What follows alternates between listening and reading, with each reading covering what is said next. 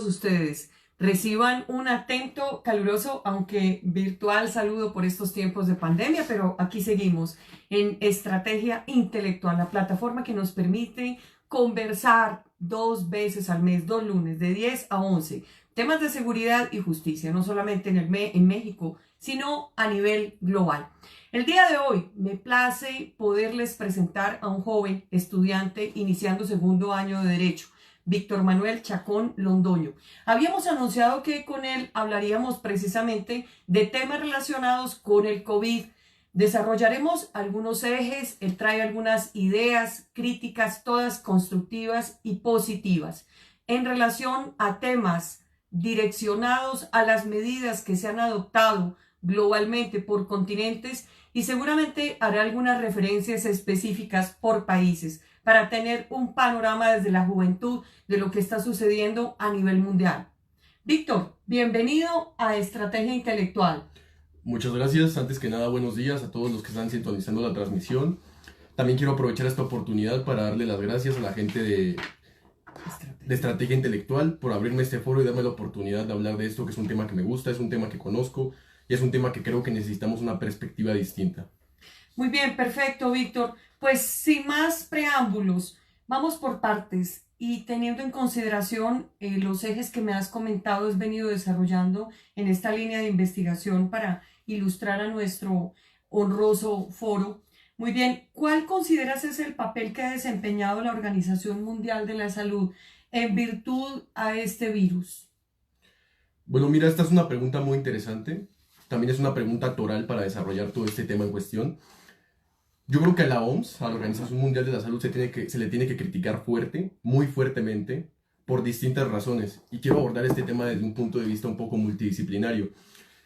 La Organización Mundial de la Salud, a mi criterio, tuvo una respuesta muy lenta. Estamos hablando de que el virus apareció en China a mediados de diciembre de 2019 y no es sino hasta febrero de 2020 cuando la OMS la decide declarar pandemia mundial. Esto tiene una razón de ser. La razón de ser de que la OMS haya tardado tanto es que son los países o las naciones las que directamente le reportan la información a la OMS. Y más aún cuando hablamos de que China es el primer inversor de la OMS, dando 30 millones después de que Trump se saliera del acuerdo. Yo creo realmente que si el coronavirus no hubiera estado acompañado de este golpe mediático gigante que tuvo y si hubiera hecho inexplicable la situación, la OMS hubiera podido seguir escondiendo todo esto hasta un plazo mayor. Yo creo que no lo hubiera declarado pandemia, sino hasta un tiempo mayor. También creo que debemos atacar a la OMS desde el punto de vista en que son insuficientes, porque ellos abrieron un gasto de fondo público para ayudar al coronavirus, en el que se recaudaron más de 296 millones de dólares. Yo hasta el día de hoy no he visto ni un solo artículo en prensa, ni una sola noticia de que la OMS haya donado respiradores, camas, cubrebocas, haya invertido en instalaciones médicas o en infraestructura médica a lo largo del mundo. Eso también tiene una razón de ser. Esto se debe a que la OMS responde a intereses geopolíticos principalmente. Y tomo y asumo la responsabilidad de mis palabras ante estas críticas que estoy haciendo. Nosotros vemos que los principales inversores de China son los principales inversores de la OMS son China, Japón, la India y luego estaba Estados Unidos, pero salió del acuerdo por razones de orden geopolítico. Trump, cuando sale del acuerdo con la OMS y decide dejar de financiar a la OMS, lo dice muy claramente. Yo estoy de acuerdo con ciertas críticas de Trump y con otras no. Me parece que fue hipócrita en el sentido de que critica los protocolos y las directrices que publica la OMS. Que bien o mal, nos parezcan bien o mal, es la máxima autoridad sanitaria en el mundo, entonces creo que debemos respetar esa parte. Pero también la critica desde el punto de vista de que el manejo que tuvieron con China fue muy malo. ¿Por qué? Porque no la declararon pandemia mundial desde un momento. Esto solo nos da la visión y la conclusión de que la OMS es un rehén de la guerra geopolítica y de este orden tripolar que tenemos en todo el mundo. El orden tripolar que yo diría que es China, Rusia y Estados Unidos. Muy bien, Víctor, excelente. ¿Cuáles medidas se han adoptado por regiones? Por favor, si nos puedes dar un enfoque. Creo que con anterioridad me habías comentado que querías hacer alguna referencia y pues me habías explicado la metodología que habías desarrollado en tu investigación para hoy presentarnos estas ideas. ¿Qué metodología has seguido, primero? Y segundo, en orden a esa metodología, ¿cuáles medidas has estudiado que hayan sido adoptadas por regiones? Sí, mira, antes de dar un desglose, ¿no?, en particular de cada región, quiero hacer un énfasis o un pequeño paréntesis en que la metodología de la investigación de región por región se llevó de una manera de lo particular a lo general y de lo general al detalle. Esto sirve para ahondar más temáticamente en todos los puntos. También cabe hacer la mención de que antes de irme región por región, de abordar los diferentes países, las diferentes medidas económicas, políticas, sociales, ideológicas, yo quiero plantear la diferencia que existe en nuestro mundo entre dos grandes bloques ideológicos. El bloque ideológico de Occidente, nuestro Occidente en el que vivimos, y el bloque ideológico de Oriente. Mucha gente me va a preguntar por qué es importante hacer esta diferenciación. Bien, esta diferenciación es clave porque las dos formas de pensar rigen en nuestro mundo. En Oriente nosotros tenemos que los países como China, Japón, Rusia, bueno, Rusia es una potencia euroasiática, pero yo creo que forma más parte del orden asiático que del orden europeo. Tenemos que todos estos países están permeados por una teoría confucianista o por unas prácticas confucianistas. ¿Esto qué quiere decir? Que están permeados por la obediencia incondicional a la autoridad y por el respeto a la disciplina. Esto es una característica fundamental para entender a las sociedades de Oriente. También tenemos que en Oriente, casi todos los países, digo casi todos, a excepción de algunos, se basan en regímenes totalitarios, no solo política, no solo filosóficamente, no solo económicamente, sino también incluso de prácticas cotidianas.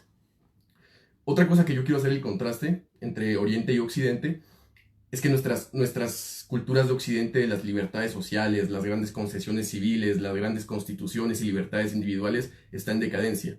Este punto, esta tesis, la voy a sostener más tarde en el análisis en concreto de cada país y de cada región. Pero yo realmente quiero sostener la tesis y creo que el virus o el coronavirus tiene un espacio de acción en la esfera privada que el Estado nos da en nuestras culturas de Occidente. En nuestras culturas de Occidente, donde vemos las medidas restrictivas de cuarentena como una vulneración a nuestros derechos individuales y a nuestras garantías. En una cultura de Occidente donde nosotros creemos que cualquier acción estatizadora e injerencia del Estado es una vulneración a nuestra persona. Muy bien, me gustaría que entonces nos fuéramos por bloques. Nos has planteado una idea de cuál es la metodología que ha seguido Víctor, muy interesante, de lo general a lo particular al detalle, pero por supuesto que queremos conocer un enfoque específico, continental o por regiones, y seguramente nos ilustrarás en algunas cuestiones de algunos países. Muy bien, adelante, Víctor. Sí, mira, en concreto, con este análisis que yo ya había comentado, me voy a ir de derecha a izquierda como si viéramos el mundo en un mapa mundi. Creo que esta es la manera en que se tiene que abordar este análisis, no solo por la cronología y por la línea de tiempo que ha seguido el virus en cuanto a contagios, sino también por cómo se han resuelto las cosas. Cabe aclarar, yo no estoy a favor de los regímenes totalitarios, de los estados fascistas, de los órdenes económicos, los cuales voy a hablar, solo estoy hablando desde la voz de la objetividad y desde la voz de la razón. El primer país que quiero analizar en concreto, y va a ser el único país que voy a analizar de esta región, es China, de la región asiática. A mí me parece que China hay que analizarlo porque es un modelo a seguir en cuanto a medidas restrictivas. Nosotros vemos que China desde marzo para acá ha manejado 50 contagios o 50 casos registrados diarios. 50, ojo. Cosa que en países occidentales no es posible. México reporta el primer caso en diciembre en la población de Wuhan, ¿verdad? China. China, perfecto. Y de ahí para acá podríamos entonces especificar, porque al principio la cifra fue altísima y el mundo se alarmó con las cifras de China. ¿Desde cuándo podemos indicar que China presenta un reporte aproximado de 50 contagios diarios? Pues lo acabo de decir justo desde marzo. Mira, la cosa es que China tiene más de 85,000 casos confirmados a lo largo de toda esta pandemia, pero solo tiene 4,000 muertos. O sea, realmente son números y son cifras impresionantes. Claro que ha muerto gente y no debe morir ni una sola persona, ese sería el deber ser, pero ahorita estamos en una realidad totalmente diferente.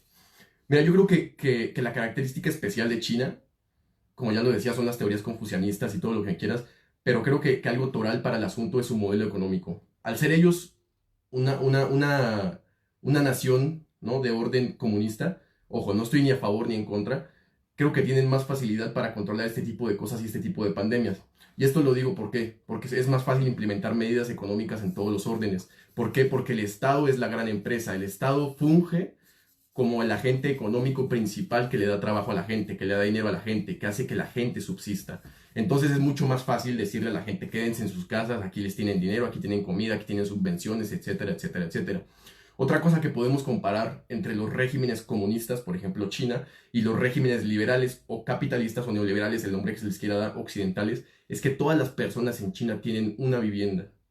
O sea, ya sea un departamento 3 por 3 metros, una casa, todos tienen vivienda, entonces todos pueden guardar la cuarentena. Otro contraste, otra característica especial en la que se tiene que hacer la diferenciación es que en China no existe el sector informal, cosa que en Latinoamérica sí existe y existe en demasía. La venta ambulante. Sí, la venta ambulante. Entonces es muchísimo más fácil para las economías asiáticas controlar la economía en cuanto a sus agentes económicos. Ahora, otra cosa fundamental que ha hecho China durante esta pandemia es imponer un orden digital o un control digital. Yo le llamaría como fascismo tecnológico, si es que se le tuviera que dar algún nombre. Esto se refiere a que en China existen más de 200 millones de cámaras y drones a lo largo de todo el territorio que tienen la tecnología de reconocimiento facial. Estas cámaras, ¿no? A lo largo de toda China y estos drones de reconocimiento facial son capaces de vigilar cuadrantes completos de ciudades. Y si una persona ilegalmente rompe la cuarentena, los drones son capaces de seguirlos toda la calle y de gritarles que regresen a su casa. Ya no hablarles, gritarles que regresen a su casa. Y si es dado el caso, de soltarles una multa sobre la cabeza. Esto es la parte del castigo estatal, ¿no? Esto es la parte del castigo que da el Estado. Ahora también el Estado también premia. En China, cuando tú eres obediente a todas estas medidas, cuando trabajas, cuando aportas vigilancia, porque otra parte fundamental que tenemos que analizar de China es que es una vigilancia panóptica en la que toda la sociedad contribuye. El vecino mira al vecino, el otro vecino mira al otro vecino. Si alguien sale, si alguien hace algo que esté fuera de la reglamentación, se le avisa inmediatamente al gobierno. Si tú cumples con todas esas directrices, el gobierno a ti te da descuentos en créditos, te permite obtener hipotecas, incluso te da visas de viaje. O sea, estamos hablando de una vigilancia, de una premiación y de un castigo por parte del Estado chino. Yo creo que esa es la clave verdadera de que China hoy en día reporte menos de 50 casos diarios. Bueno, y también cabe destacar, ¿no?, que China hoy en día es una de las principales competencias de este orden tripolar de naciones, Estados Unidos, China y Rusia. Entonces yo creo que China no va a ser de los países que pierda después de esta cuarentena, ni después de esta pandemia. Muy bien, perfecto, un excelente análisis, Víctor. ¿Podrías, por favor, entendiendo la dinámica que has venido planteando, trasladarnos a Europa? Sí, mira, sí. Región Europa. Aquí entramos a un caso mucho más complicado. Para desglosar a Europa tengo que dar un contexto previo de cómo se manejaba la situación europea pre-pandemia. La pandemia o el coronavirus llega a Europa en una situación de total caos social, de caos político y caos económico. Llega en una época donde el problema migratorio desde el Medio Oriente a Europa está en su pleno auge. Llega en una época donde en Francia, en París, están los chalecos amarillos. Llega en una época donde en Alemania hay un caos partidista para suceder a Merkel. Cabe mencionar que incluso las elecciones en Alemania se tuvieron que postergar por esta cosa del coronavirus, por esta situación. Creo que Alemania hizo muy bien, cosa que en México no sucedería, cosa que en México politizaríamos hasta el cansancio, hasta que hubieran elecciones sí o sí.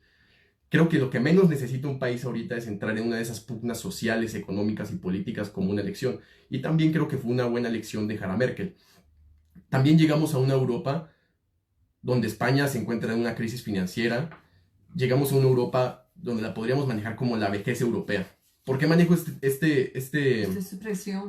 expresión exactamente de vejez europea? Más de 10 países de Europa tienen una población del 20% o más de personas de la tercera edad. Nosotros sabemos que ser una persona de la tercera edad es un factor principal de morbilidad para esta enfermedad. También el coronavirus llega a una Europa donde los principales focos de contagio son en ciudades y en focos urbanos con características de hacinamiento, con características de vejez, porque las ciudades son muy viejas en Europa, y con un sistema sanitario que no es el correcto. También llegamos a una Europa donde la Unión Europea, a mi juicio, a mi criterio, se está despedazando, se está cayendo a pedazos con la salida de Inglaterra del Tratado Europeo, con el famoso Brexit, y con un Banco Europeo Central que no es capaz, que ya nos ha demostrado en varias ocasiones, desde la crisis inmobiliaria de 2008, que no es capaz de sanear las crisis con este modelo neoliberal que se nos plantea. Ahora bien, esto es un contexto de lo que estaba pasando en Europa pre-pandemia, importante y toral para entender las cosas. Albert Einstein lo decía, si tú quieres conocer el futuro, busca en el pasado. Si nos queremos ir a lo que está pasando hoy en día, yo quiero desglosar o quiero analizar ciertas medidas económicas que yo creo correctas, pero no estoy de acuerdo. Creo correctas porque no se puede hacer nada más, pero no estoy de acuerdo porque alimentan esta expansión cuantitativa. Esta expansión cuantitativa es un término que han acuñado los grandes tecnócratas de los bancos centrales y el Banco Europeo que creen que se puede estar imprimiendo dólares sin alimentar e inflar a la economía hasta que explote. Yo creo que estas medidas son parte de esta tendencia de gasto público que tienen todas las naciones en este siglo, pero solo nos van a llevar a una crisis económica mucho más grande. Por ejemplo, en concreto en España, podemos hablar de que van a financiar una línea de crédito de más de 100.000 millones de euros basada en avales públicos. De estos 100.000 millones de euros, 80.000 millones de euros, 60.000 millones de euros, perdón, van a estar destinados a pequeñas y medianas empresas. ¿Por qué a pequeñas y medianas empresas? Los economistas españoles se dieron cuenta de que la parte espinal o la parte medular de su economía se basa en pequeñas y medianas empresas. Esto principalmente es para darle liquidez a estas empresas y para que los agentes económicos del mercado y los agentes económicos de todo el mercado español tengan la capacidad y la flexibilidad de mantener esa capacidad de liquidez que es característica de nuestro modelo capitalista, neoliberal, etcétera, etcétera, etcétera. 20.000 millones de estos avales públicos también fueron destinados, pero ya a grandes empresas. Y un dato interesante, y ojo aquí, porque 4.000 millones de euros fueron destinados a que España entre directamente en los mercados de capital variable, o sea, a cotizar en bolsa, ¿no? Estamos viendo cómo las naciones quieren entrar a este juego financierista que es plenamente y únicamente, a mi parecer, de las empresas privadas. Yo no creo que los estados, y lo digo igual con rigor de responsabilidad de mi palabra, no creo que los estados se deban meter en este juego financierista. ¿Por qué? Porque no son empresas y porque su nicho de mercado es gigante, es mucho más grande que el de una empresa. Entonces no se pueden hacer ni especulaciones con el dinero de la gente, ni algoritmos con el dinero de la gente, ni con los recursos públicos. Ese es un error de todas estas medidas. Muy bien, específicamente a nivel político, ¿qué has percibido dentro de lo que has manejado en tu investigación? Y también aprovechar este pequeño espacio, este pequeño paréntesis, Víctor, porque quiero invitar a nuestro foro a que hagan sus comentarios, a que hagan sus preguntas. Sé que se están conectando, son bienvenidas y bienvenidos. Este es un tema muy interesante y de actualidad, visto desde la dinámica de un joven que está iniciando segundo año de Derecho, que se prepara, como muchos jóvenes en México y en el resto de Latinoamérica, para poder solventar de manera seria y reflexiva estos temas globales tan importantes para entender lo que está pasando con la pandemia y lo que va a suceder posteriormente, porque cada situación nos va llevando como un eslabón lógico a otras cuestiones. Creo que estamos en un análisis y una reflexión serias, aunque una persona joven, estamos hablando de análisis serios y sustentados. Muy bien, Víctor, medidas políticas concretas en Europa continental que te llamen la atención relacionadas con la pandemia. Sí, de hecho, justo iba a ese punto, pero antes de ahondar en el punto de la política, porque también tenemos que ver el punto geopolítico, porque este análisis se tiene que realizar de una manera multidisciplinaria para llegar al análisis dialéctico que queremos. ¿Qué es el análisis dialéctico? Es el contraste de las ideas contrarias que nos hacen llegar a una conclusión correcta, se supone que es la base del método científico también. Antes de yo irme a las medidas políticas, quiero analizar otra de las cuestiones económicas que se están tomando en España. No solo en España, también ciertos países de la región sur de Europa la han querido tomar, pero no han tenido tanto éxito, que son los ERTE. ¿Qué son los ERTE? Son los expedientes de regulación temporal del empleo. Estos ERTE tienen la finalidad de generar flexibilidad para las empresas y de generar un ingreso fijo, aunque sea mínimo. ¿Por qué mínimo? Porque estos ERTE lo que hacen es que el trabajador va a percibir el 70% de su salario base durante un periodo de tiempo determinado. La gente va a ganar menos, pero va a tener un ingreso fijo y se va a asegurar ese ingreso fijo. Ahora, lo que dice el gobierno español para calmar a la gente, yo no creo que sea así, porque en teoría es cierto, pero en práctica no es cierto, es que la demanda va a bajar, por lo tanto los precios van a bajar, por lo tanto el salario, que es de 70%, va a alcanzar para los precios de mercado, cosa que en la práctica, repito, no es cierto, pero en la teoría sí es cierto. Ahora ya, bueno, analizadas estas dos medidas económicas que me parecen muy correctas, pero no estoy a favor, ya lo dije, quiero analizar el punto de vista político, geopolítico y económico de la Unión Europea en general. Y es que la Unión Europea tomó una decisión histórica, una medida histórica, abrir un fondo de gasto público para rescatar a todas las naciones europeas. Para explicar un poco este fondo tengo que hacer una diferenciación entre Europa del Norte y Europa del Sur. Los países de Europa del Sur tienen 10 veces más una deuda pública que los países de Europa del Norte. O sea, tienen una economía muchísimo más deficitaria que los países de Europa del Norte. Entonces, en este contexto tenemos que el fondo de gasto público que quiere hacer la Unión Europea va a ayudar a todos los países europeos. En este fondo se quieren recaudar más de 750.000 millones de euros. Ahora tú me vas a decir, ¿quién va a pagar estos 750.000 millones de euros? Bien, pues los bancos centrales y el Banco Central de la Unión Europea. Otra vez parte de la expansión cuantitativa que quieren hacer estas economías neoliberales, ¿no? De hecho, hay una cuestión geopolítica muy interesante aquí, ¿no? Porque este es el llamado acuerdo franco-alemán. Este fondo de gasto público lo llamaron los analistas políticos europeos como el fondo franco-alemán. ¿Por qué franco-alemán? Porque la iniciativa nace precisamente de Macron y de Merkel. Yo veo esta acción como una acción geopolítica para no dejar a Europa atrás, para no dejarla atrás ante la guerra tripolar que se viene entre Estados Unidos, China y Rusia. Y veo a esta acción como la acción de los dos últimos bastiones de las potencias europeas. También creo sinceramente que la Unión Europea se está cayendo a pedazos. Es una situación insostenible. Y tenemos que plantear la situación de la guerra en el mundo de globalización versus nacionalismo. Y mucha gente cree que esta guerra está muy lejos, mucha gente cree que esto es un panorama de 20, 30 años, pero no es cierto. ¿Ustedes por qué creen que llega Trump a Estados Unidos con la política de Make America Great Again? ¿Por qué creen que Inglaterra se sale de la Unión Europea, que es el Brexit?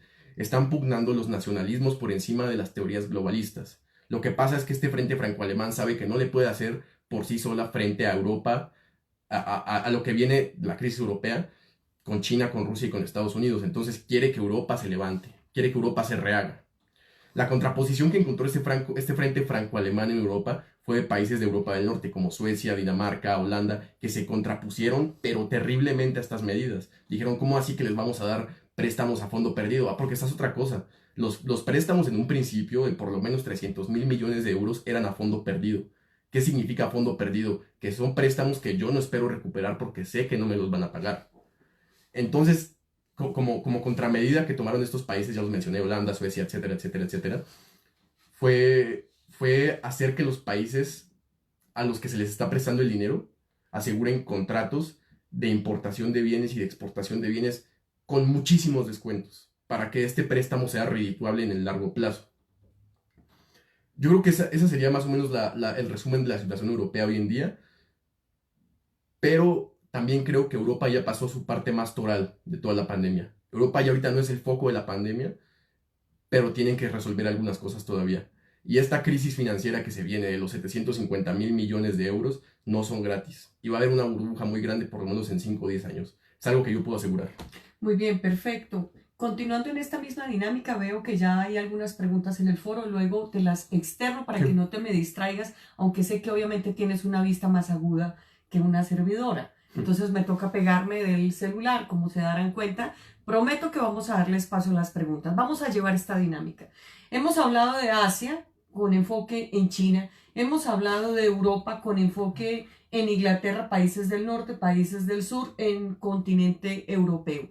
Muy bien, trasladémonos a América Latina y en general América. Enfoque desde Estados Unidos, América Latina, todo América. Adelante. Sí, mira, yo creo que esta es la parte más importante de todo este análisis, todo este contexto. No podemos dejar de lado lo que están haciendo otros países porque nos afecta directamente a nosotros en este modelo globalizador que tenemos. Pero sin duda lo que está haciendo Estados Unidos, lo que hacen los países latinoamericanos y lo que hace México es lo que más nos debe importar. Mucha gente, y esto lo digo porque quiero empezar con un análisis de lo que está pasando en Estados Unidos. Mucha gente cree que Estados Unidos es un territorio aparte que no influye nada en lo que pasa en México. Pero déjenme decirles, están totalmente incorrectos. Lo que pase en Estados Unidos influye directamente a México. ¿Por qué? Porque gracias a este grandioso TLCAN y a este grandioso TEMEC, ¿no? Entre comillas lo pongo, y otra vez digo, tomo la responsabilidad de mis palabras, se nos incluye a la región norteamericana como un socio comercial, otra vez entre comillas, pero solo del territorio mexicano, no de la gente mexicana. Entonces, obviamente, influye sobre nuestro territorio nacional, sobre nuestra sociedad, sobre nuestra economía, etcétera, etcétera, etcétera. Si analizamos la situación de Estados Unidos, vemos que es una situación muy, muy, muy particular, que no pasa en ninguna otra parte del mundo. Ahorita Estados Unidos está al borde de la balcanización. La balcanización es un término que se maneja en el estudio de la geopolítica, que significa que un estado o una región se está dividiendo o se está fragmentando en distintas partes. Yo creo que esto es totalmente posible, y Estados Unidos lo ha demostrado que es la potencia que está en decadencia en esta década, y nos va a dejar un espacio muy grande abierto. ahorita yo creo que están al borde de la balcanización por las contradicciones que hay entre su propia gente. Porque cuando no hay cohesión social, no existe democracia, no existe gobierno, no existe orden capaz ni tal de mantener una sociedad junta. Y ahorita Estados Unidos es una mezcla de etnias, una mezcla de razas, una mezcla de religiones. Se puede comenzar a abordar este problema de la pandemia desde muchos puntos de vista para criticar a Estados Unidos. El primero de los cuales quiero manejar es que Estados Unidos es una sociedad narcisista.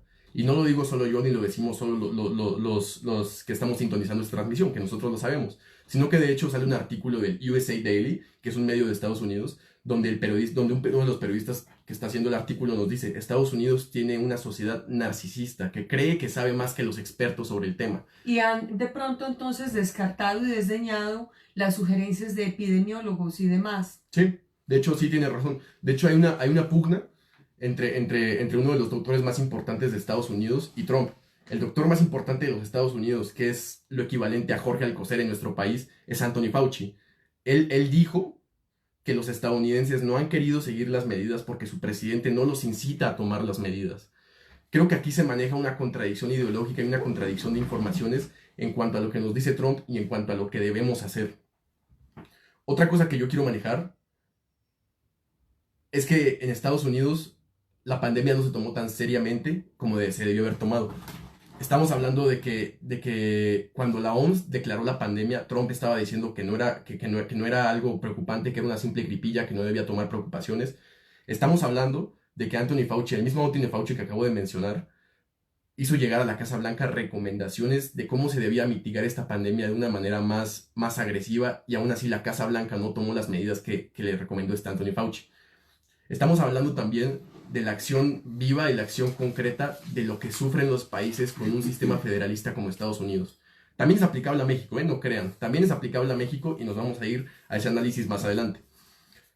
Pero yo creo que uno de los grandes problemas que tuvo Estados Unidos o que sufrió Estados Unidos es que cada uno de los 50 estados y de los 50 gobernadores quisieron y deshicieron como ellos quisieron. Esto se debe a que la Casa Blanca no tomó una postura de líder frente a las medidas unilaterales que se deben tomar frente a una pandemia como estas. Estamos hablando de que en un estado había una cuarentena, mientras que en otro no había una cuarentena. Estamos hablando de que en un estado estaban restringidas todas las actividades económicas, mientras que en otro estado no. Y eran estados contiguos, o sea, estados que están uno al lado de otro. Imposible llevar una cuarentena así. Otra vez, ¿no? Nos vamos a este análisis o a este desglose de las sociedades con libertades de Occidente. Y Estados Unidos es una de las que más se cree que tiene libertades, pero no las tiene, obviamente. Otra cosa que yo creo que es fundamental en este análisis es el desglose y el análisis del sector salud en Estados Unidos. ¿Por qué me voy a este desglose del sector salud? Nosotros sabemos que el sector salud en Estados Unidos es totalmente privado. Ya de entrada, al oír privado, sabemos a qué punto me quiero referir. Pero por lo menos 29 millones de americanos no tienen acceso al servicio de salud pública. O sea, realmente son cifras alarmantes, 29 millones de americanos. Y cifras alarmantes como las cifras de contagios y como las cifras de decesos. Lamentablemente, no es que estemos estableciendo un paralelo ni una relación de dependencia, pero son cifras duras que hay que analizar y traer a colación. Exactamente, mira, el número de contagios que había hasta el día de ayer, que fue el día de ayer que chequé la estadística, es de 4 millones. Estamos hablando de 29 millones de personas que no tienen acceso al sector salud. O sea, yo creo que la tendencia de crecimiento de esta pandemia va muchísimo más lejos de lo que sabemos ahorita y muchísimo más lejos de lo que nos dicen. Y si Estados Unidos no se pone las pilas y no genera una cooperación activa entre sector privado y sector público, no van a salir de esta. Y cabe decirlo, son una potencia en decadencia. Y no creo que ellos ganen la pugna entre China, Rusia y Estados Unidos. No creo también que en México hagamos bien conseguir como socios económicos con Estados Unidos. También creo que en Estados Unidos se cometió el gran error. Bueno, ya esto va ligado con el punto de la balcanización que ponía en un principio. Creo que en Estados Unidos se cometió el gran error de politizar toda esta batalla, de politizar al coronavirus. Porque nosotros sabemos que ahorita mismo hay una pugna entre demócratas y liberales en Estados Unidos. Y viene la campaña presidencial, a lo que da. Sí. Mira, a fin de cuentas hay que entender una cosa. Demócratas y liberales son lo mismo. Lo mismo en cuanto a la agenda que tienen con los demás países. ¿Por qué? Porque todos los partidos de Estados Unidos, dentro de su contexto histórico, han pugnado por una doctrina Monroe. Sí o sí, y a mí nadie no me lo puede debatir, y que venga el que quiera discutírmelo. Dentro de la agenda de Latinoamérica, demócrata y liberal significa lo mismo. Entonces realmente, no, o sea, en ese sentido no importa mucho quién quede. Pero para los mismos americanos, esta guerra política que ha surgido de este manejo contra el coronavirus es fatal. Y para mí es un... Bueno, de hecho, no solo para mí. El artículo que yo mencionaba del USO Daily mencionaba incluso que la administración de Trump era como un culto suicida. Un culto suicida porque deliberadamente está matando a su gente, deliberadamente está desinformando a su gente con el motivo de ganar las elecciones, con el motivo de politizar toda esta batalla. Muy bien, me gustaría muchísimo porque bueno, el tiempo va avanzando, tenemos algunas preguntas, prometemos colocarlas aquí en la mesa para que nuestro experto, estudioso, joven trate de resolverlas, que tienen mucha relación directamente con estos contenidos que vienes tratando. ¿Qué ha pasado con México? ¿Qué ha sucedido con México con esta pandemia? Prepandemia, pandemia, ¿y qué le espera a México en tu estudio, en lo que has podido investigar? Sí, mira, México es uno de los temas más importantes de toda esta investigación, principalmente porque es el país en el que vivimos y también porque es un país lleno de problemas sociales, problemas políticos, problemas ideológicos y problemas filosóficos. A México se le puede criticar de muchas maneras cómo ha atacado la pandemia, y no solo al gobierno, sino también a la sociedad. Yo algo que tengo que destacar primeramente es que el orden político y jurídico de México no nos ayuda en nada. El federalismo no sirve, menos en un país como México. Si nosotros nos remontamos a las bases históricas de qué es el federalismo, de por qué surge el federalismo en México, nos damos cuenta que se lo copiamos a Estados Unidos. Un Estados Unidos dividido en 12 colonias, que obviamente necesitaban un sistema federal, nosotros no. Nosotros éramos un país donde había 4 o 5 ciudades dispersas por todo el territorio nacional sin carreteras entre sí. Entonces necesitábamos un poder centralizador que jalara todas estas ciudades y todas estas entidades a un proyecto de nación. Incluso se ve hoy en día. O sea, se ve desde que en Nuevo León piensan tan diferente a como piensan en Quintana Roo. Desde que en Tabasco piensan tan diferente a como piensan en Guerrero. Yo creo que no tenemos un proyecto de unidad nacional. Ese es uno de los aspectos que nos ha hecho perdernos como proyecto de nación en esta pandemia. Otra de las cosas que yo puedo atacar, ¿no? Desde lo que se ha hecho en México, es la mala respuesta y la tardía respuesta que tuvo el gobierno. Más en concreto con lo que nos decía el señor López-Gatell, con lo que no nos decía Jorge Alcocer, porque Jorge Alcocer hoy en día parece un muñeco de aparador, no aparece, solamente está ahí de adorno, y el que nos da la cara es López-Gatell. Creo que también que se ha hecho mal en dar cierta información. Hace unos días leí una nota de prensa donde López-Gatell dice que no es necesario el uso de cubrebocas. Y no solo por esa nota de prensa, también lo vemos cuando el mismo Andrés Manuel, cuando los mismos senadores, cuando los mismos diputados, cuando los mismos gobernadores no usan cubrebocas. O sea, yo creo que obviamente están apelando por una situación de conciencia colectiva y de responsabilidad social, pero cuando una persona ve que su gobernador no está haciendo las cosas, no lo va a seguir, no lo va a hacer. Se predica con el ejemplo, señores, se predica con el ejemplo. Y esa es una regla, una perspectiva que todos tenemos que seguir y que todos tenemos que hacer. Si bien el cubrebocas no previene 100% el contagio, sí mitiga toda la acción de la epidemia. ¿Por qué? Porque muchas veces el coronavirus o la partícula del SARS-CoV-2 viaja adherida a partículas muchísimo más grandes, como puede ser la saliva, como puede ser el polvo, como puede ser, no sé, una partícula no sé de algo, pero viaja a partículas muchísimo más grandes que sí se quedan atrapadas dentro de las telas del cubrebocas. Como tal, la partícula del SARS-CoV-2 sí es más chica que las telas del cubrebocas, pero muchísimas veces viaja adherida a partículas mucho más grandes. Otra cosa que también se manejaba es la teoría de la inmunidad de rebaño o de inmunidad colectiva. Yo creo que sí es verdad, ¿no? Esa teoría, pero es inviable en México. ¿Por qué es inviable en México? Porque para empezar, para que se hable de una inmunidad de rebaño, el 70% de la población debe ser inmune al virus. Y para que una persona sea inmune al virus ya se tuvo que haber contagiado y ya tuvo que haber pasado la enfermedad. Independientemente si eres asintomático o eres sintomático. Eso no tiene ninguna importancia. Pero sinceramente es inviable en México porque no se puede llegar a una inmunidad de rebaño cuando el rebaño está enfermo. Y cuando el alto riesgo de la morbilidad es latente. Sí, sí. Es decir, precisamente por todas las situaciones de comorbilidad que existen, esperar que se enferme un 70% es un riesgo muy grande para la población. Es que eso es lo que iba. De hecho, Iba a que en México es inviable esta teoría de la inmunidad colectiva, porque estamos hablando de que el 70% de la población, solo el 70% de la población es obesa. El 12% de la población padece de diabetes. Y el 15% de la población es de tercera edad. O sea, estamos hablando de unos factores de riesgo y unos factores de morbilidad tales que es imposible que se dé esta teoría de la inmunidad colectiva en México. Por eso creo que no se puede abordar el problema desde allí. Problema que también lo intentó abordar López-Gatell en una de sus conferencias de prensa. Otro de los problemas que también veo en México, ¿no?, es la ignorancia social que existe en torno a este problema, donde nosotros creemos que nuestra verdad va por encima de la realidad que pasa en el mundo y nosotros no sabemos aceptar la verdad, no sabemos transformarnos en pro de esta realidad que viene enfrente de nosotros. Yo creo que en México es imposible que todos guarden cuarentena, eso lo sabemos. Primero, porque mucha gente si guarda la cuarentena no come. Y segundo, porque, porque ya ni siquiera es tema de no comer o sí comer, porque mucha gente ni siquiera tiene la vivienda para guardar la cuarentena.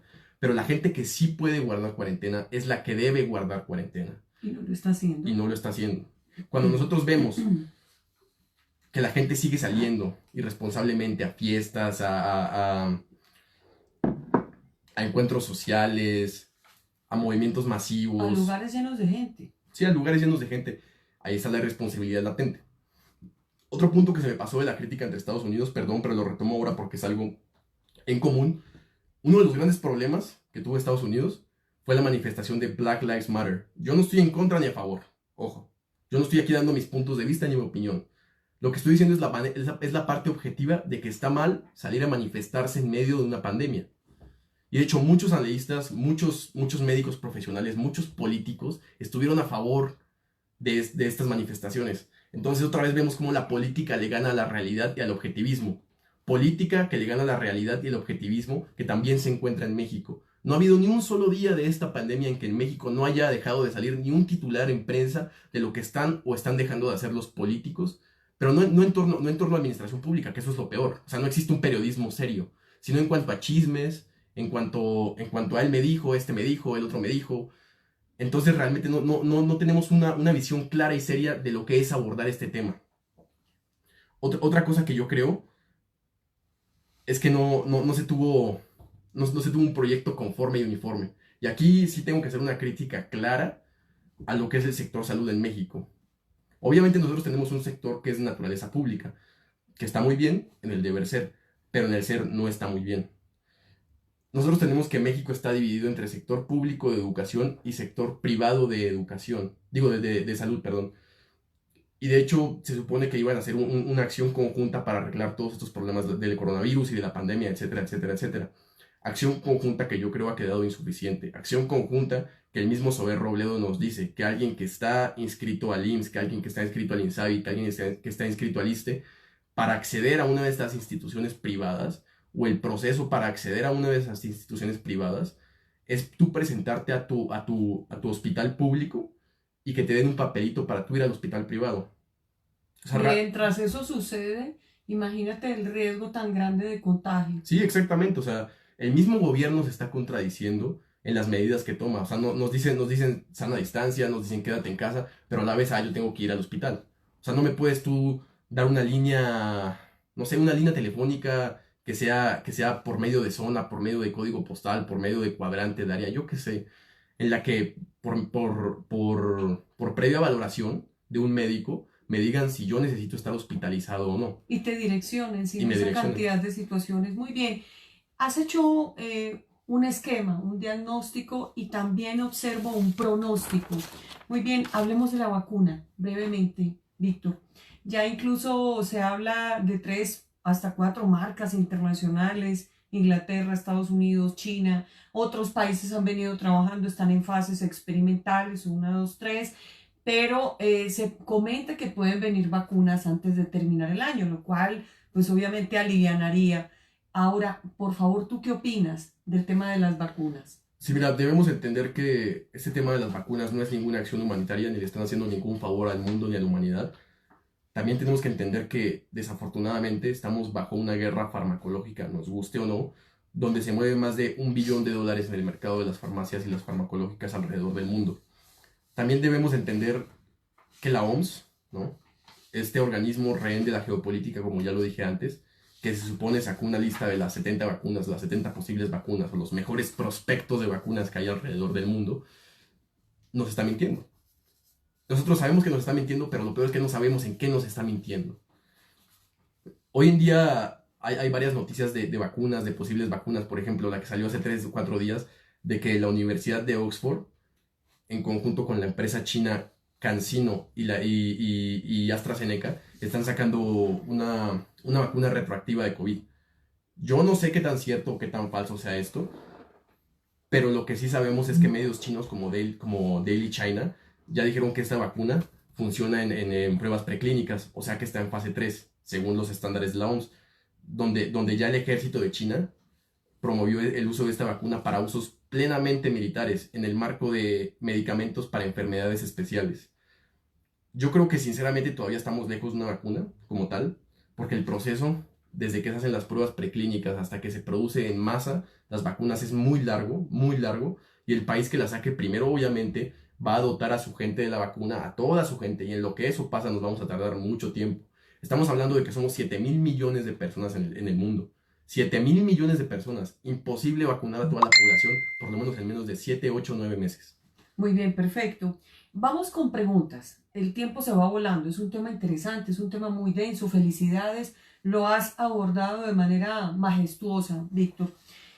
Nos preguntaba una persona del foro.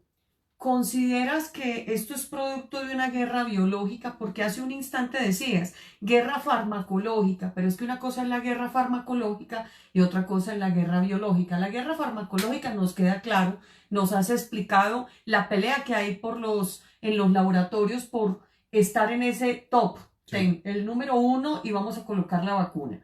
Pero ¿consideras que esto es producto de una guerra biológica o salió de la nada? Mira, yo no estoy aquí para dar mi opinión acerca de ciertos temas. ¿Por qué? Porque mi investigación solo se basa en hechos objetivos y en hechos comprobables. Pero si tú me pidieras hacer una percepción de todo este tema, yo diría que sí. Si estamos en medio de una guerra farmacológica, una guerra biológica, una guerra económica, una guerra ideológica, una guerra cultural. Y creo sinceramente que nosotros, mientras estamos en esta pandemia, es más, mientras estamos incluso en este mismo foro dialogando, se mueven poderes macroeconómicos, macrosociales y macropolíticos que nosotros no vemos ni que percibimos, pero aún así están ahí. Creo también que, que el mundo no va a ser lo mismo después de esta pandemia y que deberemos cambiar muchas cosas. Muy bien, perfecto. Una segunda pregunta. ¿Cuál debe ser la posición de México ante esta pandemia? Es decir, ya hiciste un diagnóstico, cómo estábamos antes, qué hay en la actualidad con la pandemia, qué sigue para México. En breve, en pocas palabras, Víctor. ¿Qué sigue para México? Desafortunadamente va a seguir muriendo más gente. Esa es la realidad y lo tenemos que aceptar. La cosa es que hay que ver cómo muere menos gente. Y ahí es cuando las autoridades se tienen que poner las pilas y tomar verdaderas medidas. Yo creo que México después de la pandemia tiene que tomar un rumbo diferente en cuanto al sistema político, económico y social. Tenemos que pugnar por una bioética y por una biopolítica que esté por encima de cualquier interés político y cualquier interés económico de mercado, cualquier interés privado, cualquier interés particular. Se tiene que promover valores como la justicia social, se tiene que promover valores como el trabajo y principalmente tenemos que tirar por una cultura autárquica y por una nación autárquica. Porque, ojo, yo creo que los países que van a ganar después de toda esta pandemia, o los países que van a quedar mejor parados después de esta pandemia, son los que más se acerquen al horizonte autárquico. ¿Qué quiere decir este horizonte autárquico? Los más cercanos a ser autosuficientes. Ningún país es autosuficiente hoy en día ni lo va a hacer después de la pandemia, pero el que más se acerque es el que más va a ganar. Otro panorama que yo veo para México es que tenemos que buscar socios diferentes. Tenemos que comenzar una acción internacional distinta a la que estamos siguiendo durante los últimos 20 años y durante este proyecto neoliberal, ¿no? Que así lo han llamado bastantes expertos, igual lo pongo entre comillas. Y tenemos que pugnar también por una disciplina social. Contagiarnos un poco por lo que están haciendo China con las teorías confucianistas. Muy bien, perfecto. Desde el punto de vista de las empresas, Víctor, ¿qué papel desempeñan las empresas en México? Pequeñas, medianas y grandes empresas en el salir de este problema. ¿O definitivamente las empresas deben salir de ese foco? Yo creo que en este país no podemos hablar de pequeñas ni de medianas empresas, ¿Por qué? Porque las pequeñas y las medianas empresas son las que de verdad resienten todas estas situaciones. Las grandes empresas no las resienten, las grandes empresas no dejan de generar ganancias, pero las que de verdad sacan a la economía del estancamiento en el que están son las grandes empresas. Tenemos que propugnar por una materia fiscal donde se favorezca a la pequeña y la mediana empresa, donde se favorezca a la informalidad. O sea, estamos hablando de que en México el 56% de la economía es informal. En toda Latinoamérica en general es un factor preponderante. En Colombia es del 40 al 50%, en Perú es del 70%. Así que se tiene que favorecer a la informalidad.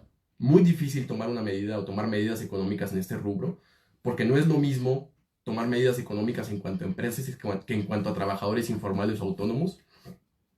Y también creo, bueno, esto ya es un poco opinión personal. Yo creo que post pandemia o después de esta pandemia, o después de ciertos años, o después de cierto tiempo pasado de esta pandemia, tenemos que tirar por un sistema donde los medios de producción, de los factores estratégicos y de los factores importantes de la industria nacional estén en propiedad del Estado. No solo hablo de Pemex, hablo de otro tipo de medios de producción.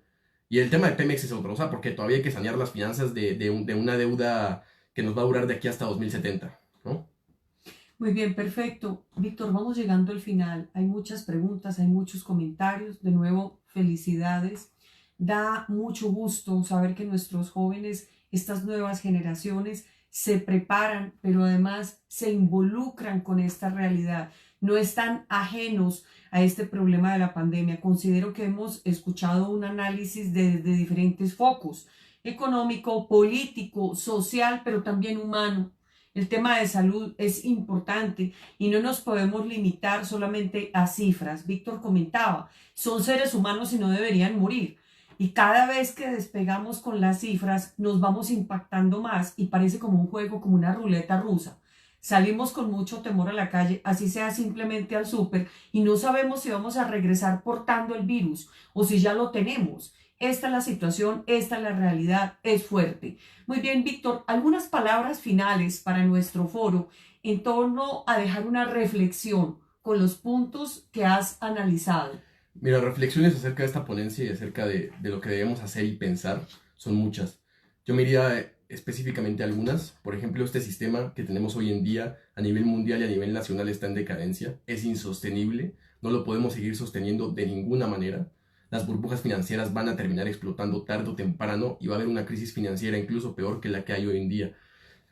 Yo creo que tenemos que pugnar por una ética en cuanto a los fines y no en cuanto a los medios como la hemos venido manejando. Me refiero a en cuanto a los fines, al fin último de la existencia humana, al fin de la vida. Tenemos que propugnar porque todos nuestros modelos y todos nuestros esquemas de pensamiento favorezcan a la vida humana. También creo que todas las teorías económicas, ¿no?, que vayan a surgir post pandemia y post la caída de Estados Unidos, porque va a caer inevitablemente, deben ser de corte keynesianista. ¿Qué significa el corte keynesianista? Esto se maneja en dos ejes. Que el Estado intervenga directamente en la economía, como yo ya lo dije. A mí me gustaría que los medios de producción en sectores estratégicos fueran parte del Estado. Y el segundo eje es que todos los proyectos de inversión estatal y de inversión pública se tienen que manejar en el ámbito de la infraestructura. Y esto va a ser algo fundamental y algo total para los países latinoamericanos. Países faltos de infraestructura, países faltos de construcción, países faltos de tejido nacional, países faltos de todo. Pero esta infraestructura y este modelo y corte keynesianista debe estar acompañado de un factor amigable con el medio ambiente. ¿Por qué? Porque si nosotros planteamos la pugnación por la ética en cuanto a la vida, en cuanto al fin último, tenemos que centrarnos obviamente en la naturaleza. Nosotros somos un ser natural. Nosotros sí tenemos esta capacidad de pensamiento, esta capacidad de razonamiento, pero aún así no dejamos de ser hijos y frutos directos de este planeta Tierra. Muy bien, Víctor, muchísimas gracias, de verdad. Nos ha encantado poder compartir contigo este espacio, pero sobre todo ser una fuente de inspiración para estas nuevas generaciones. Nuevamente, mil y mil gracias a Estrategia Intelectual por permitirnos llegar a sus hogares, a sus oficinas, a sus dispositivos electrónicos, donde quiera que se encuentren, en cualquier lugar de la República o del mundo. Muy bien, los esperamos en próxima emisión. Excelente inicio de semana y abrazo virtual. Hasta luego, muchas gracias.